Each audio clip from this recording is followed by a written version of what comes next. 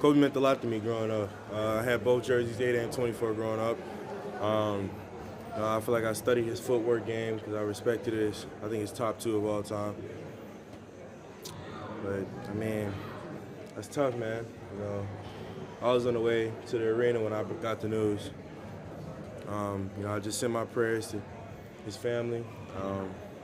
You just hate to see what happened to him and his daughter.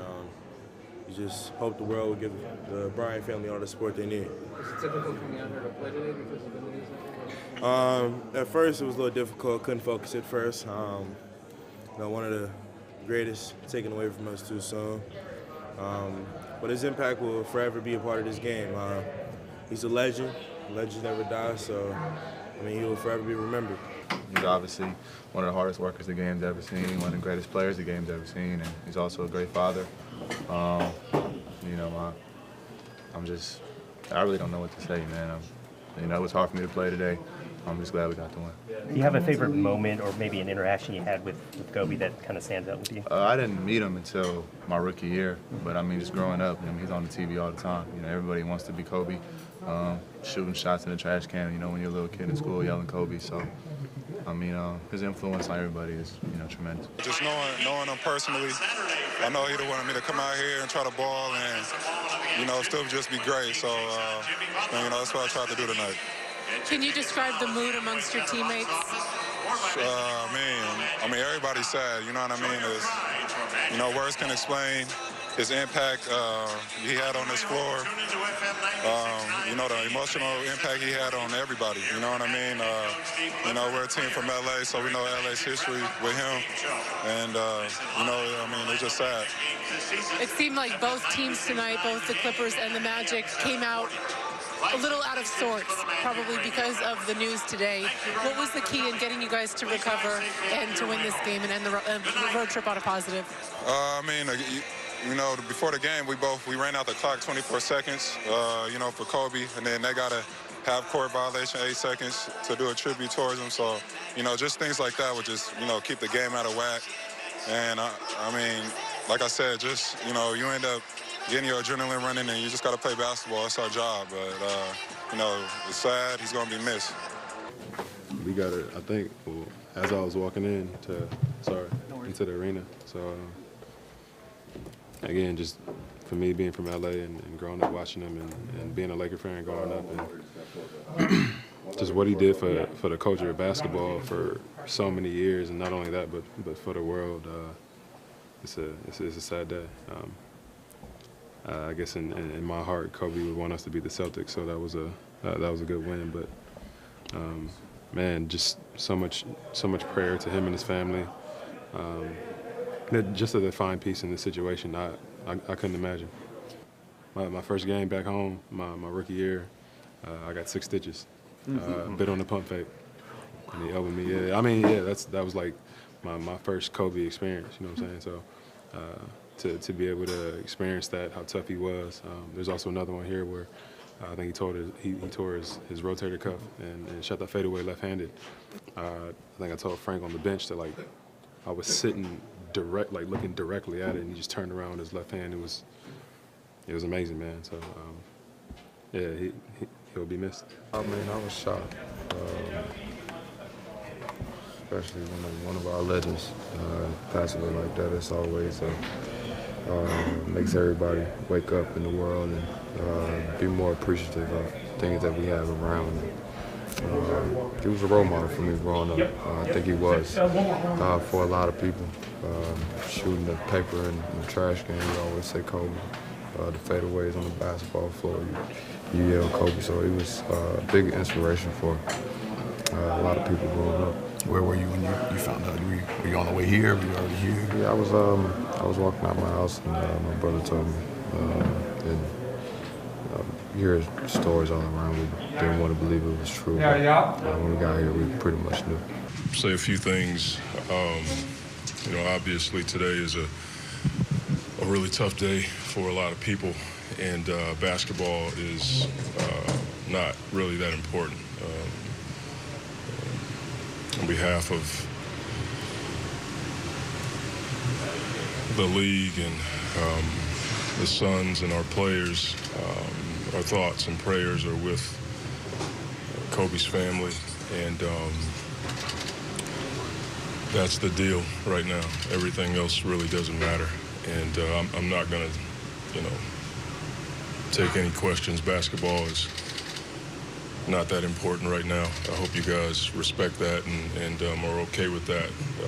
But we just want to be careful with our words. I certainly want to be careful with the things I say. I just, as a statement, just deeply saddened by what's happened.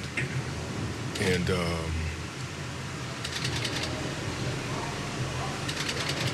that's all I got. First of all, on a very emotional day for you, Trey, give us some of your thoughts coming out here on the court. Congratulations on the win. Man, today was a tough day to play basketball. I mean, my condolences go out to Vanessa and the Bryant family. It's a tough day to play. I just want to go out and play for him.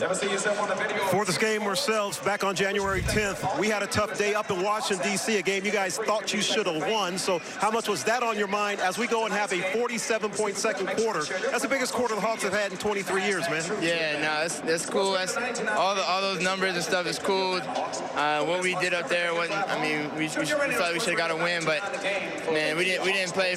We didn't have a lot on our mind besides Kobe. And Gigi and everybody in the accident, we just wanted to go out and play hard, had that Mamba mentality, and go out and play hard. That's all that was on our mind. And obviously, being close to the family, and this is such a tough situation for the entire sports world. It's a global story, but I know for you personally, because you guys had such a great personal relationship. Yeah, we were starting to build a really good relationship. I mean, I talked to him a couple times. I mean, he's only been to 3 games this year, and 2 of them were ours. His daughter was a big fan of mine, man. This is a crazy day. Play basketball. Man, I don't have a lot to say. You know, I've known Kobe since he was 15 years old, and I was 16. Playing AAU basketball, and we go through 18 years of competing and talking junk and about to fight each other and congratulating each other and hating each other, enjoying each other in 18 years. And it's tough to pick one. And you know, I don't want to disappoint you when I come up with one, but I mean, one of the ones is, I think, playing against him for the last time, I want to say in Memphis, our last battle. Just remember talking with him during and after, because we didn't have a lot of conversation during the game often, and if it wasn't friendly, even though we played against each other, and that's what I enjoyed, and that's just what it was. But I think just talking to him, and just, you know, I remember asking him, was he ready to retire? He's like, he's ready, you know, and I was like, how are you going to handle it? You know, after 20 years of doing something, you know, how do you handle it? He's like, I'll be okay. He's ready, and he said he's going to figure out. Move forward to when we had a conversation in New Jersey after the game. Kind of revert back to that conversation, and I was like, how is it? He's like, he was the happiest he's been, and you know, getting the opportunity to see his girls grow up, helping his daughter figure out the game and understanding how he understood it, and you can see that in her game at a young age. And the next thing we talked about was, he asked me if I was ready, and it was if I was ready to handle it. And you know, I was just, you know, I'm back and forth with it all the time. And he's like, you'll enjoy it. It's peaceful. And he said that's when he said he was at his happiest. And he said, we'll connect soon and we'll talk about it. You know what I'm saying? All the people from, you know, where I'm from. And, you know, for him to tell me that, you know, in his book, I'm an all-star and stuff like that. You know what I mean? Like that, I talked about the popularity contest before, and like, you know, you don't win things like that, you know, when you're me. So for him to say that, like, I didn't need to be selected, you know what I mean, anymore. Like, because I was an all-star. You feel me? Like, it's not just like my family. You know, it was the guy. Yeah, I mean, I didn't know that it was real. To be honest, I definitely had to look it up for myself. I was heartbroken for his family. I mean, being a father, my stomach was hurting. It still is hurting. So I just, there's nothing that you can say to make it better, but certainly, praying for him and his family, and I mean, it's just so tragic. So it's not. It was tough today. It was definitely tough. I've had a relationship with him, and he's been nice enough to, take his time. It took his time out and then showed me things, would text me, the message that he sent me, and so I mean, it was tough. I mean, it's tough. It's tough. Kobe's a guy who's impacted, so many lives and so many basketball players, around the world. And to hear the news, about him and his daughter today it's tough, for everyone. It's just sad, yeah. I think it's extremely hard. You just realize that what we do is just not very important, really, when you think of the grand scheme of thing in life. And, we had a guy that lost his life along with his daughter that meant the world to everybody, really. Everybody here, he's affected in some way. And, it's just really tough. You would normally be very excited about a win like this. You beat a really good basketball team and a team that beat you by 35 a week and a half ago, and it's just not there, really, guys. To be honest with you, it's just not there. I don't know how you're supposed to handle it. I mean, obviously we're happy we won the game, but the first thing that I thought about when I walked through the doors was him and his wife. Him and his daughter, and then you think about Vanessa and what she must be going through, and it's just a real hard day for everybody, I think. And I've seen guys, and I've seen social media things, and it's affected everybody, not just in this country, but around the world. Man, today was tough, especially me personally. But I mean, we just had to find some way to get some type of energy. I mean, it just took the air out of everybody in the locker room. Everybody energy just got down. We were just trying to keep each other up. We keep talking to each other to prepare to come out here and try to get a win. We came out with some energy. We got some early dunks in the beginning, some big-time threes. Got some late in the game when we needed it the most, and came out with a win. I mean, it's tough. Kobe was an icon.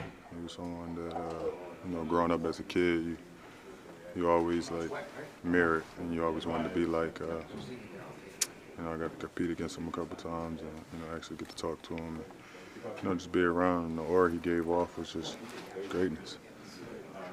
It was tough to hear. It was tough to go out there and play. Just praying for his family, praying for the other family that was on there. And, it's tough. Everything. Going out to Lower Marion and watching them games it was nothing like it. Kobe was a different breed. It's only Mike and Kobe. What's in your heart right now? It's just sick. It was just a heartbroken feeling. I had a lot of calls, just people checking in. It was tough, man. Before the game, I shed a tear for him. Probably when I go home, when I'm by myself, just thinking about him and his family. Just it's the impact he had on the game, impact he had on my life from a distance. It meant so much to me. When you think about him and the two things he combined the best was his competitiveness and his ability to be a great teammate, how rare is that, and can people learn from that even though he's gone now? Yeah, it's difficult to even say that, Kobe, You know, somebody said to me earlier, you know, Superman's not supposed to die, and to us, he was Superman. Just how accessible he was. You know, my first All-Star game in 2014, I think it was, I sat next to him pretty much the whole game. I didn't play a lot, and he was hurt, but he was on the team. And on the bench, he just was, you know, just dropping so much knowledge on me and just kind of comforting me. Like, when you get out there, just shoot. You know, be confident. You belong here. You could have been here last year. You know, just his words meant so much to me in that time. And after that game, he was just like, you know, keep in touch. And I was kind of nervous to even reach out to him or anything like that, but I did. And just how he always got back to me. He always had encouraging things to say and honest things to say. And you know, we just kind of developed a friendship from there. So it's just sad, you know, because I didn't take, you know, the friendship and my access to him for granted, but I just wish I would have taken more advantage of it and said more. Just because you don't expect things like this to happen. You know, you don't expect it to happen so fast. And, you know, it seemed like he was, you know, starting to do really, really well post-career. You know, so for it to just come to an end like that is, you know, it's really sad and really unfortunate, man. You know, I don't even know how we supposed to play this game tonight. You know, it's just one of those things that make you sick to your stomach. You know, it's disturbing, and it's bigger than just, you know, our heroes and people we looked up to dying. You know, it's deeper than that. You know, so it's painful, and it still seems like it's not real. So I don't even think everybody's, you know, true emotions have kicked in yet. You know, because it doesn't seem real. Everything, the conversations we had during games, I got to sit down and talk with him at the ESPYs a few years ago. So I was there as well, and just his hunger for basketball, his knowledge for the game was unbelievable. So I would always pick his brain about work ethic and stuff. And one of the things, you know, that I'm most proud of is he gave a quote for Slam magazine when I was on the cover, and I didn't know he was going to do it. So I thought that was cool. But it's just a really sad time for the basketball community and the world outside of that, to have to, you know, mourn his loss. You know, a tragic loss that just kind of catches people off guard. I think is devastating, and something that I don't think we'll ever come back from. Was it in a way nice to just play basketball, just have some normalcy? Man, it sucks, man, because there's no time to mourn. And I mean, me personally, I'll be all right, but like his people that played with him, like his real close friends, you know, like Trevor played with him, Melo, like they're really good friends. Kyrie, that was like his main mentor. It's tough because we got games every other day. They'll never really truly be able to mourn and just kind of like step away. So it's sad to understand and know that, but we just gotta try to support each other the best we can.